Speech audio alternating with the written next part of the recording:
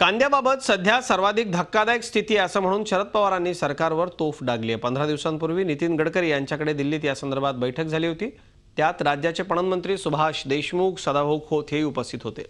यात नाफेड मार्फत कांदा खरेदीचा निर्णय झाला, पण राज्य सरकारने केंद्राकडे प्रस्तावच पाठवला नाही। त्यामुळे हा प्रश्न सोडवण्याबाबत सरकार किती गंभीर आहे ते कळतं असं पवार म्हणाले।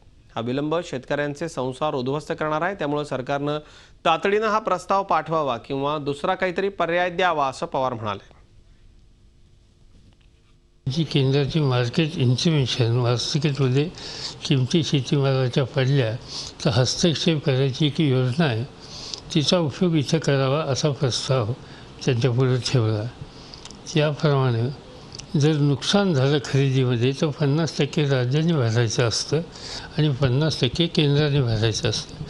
ही योजना गेली 10-15 वर्ष देशात चालू आहे, अनेक राज्य त्याचा फायदा घेतात। तर केंद्रीय मंत्र्यांनी सांगितलं की आम्हीही महाराष्ट्रात राबवायला तयार आहोत।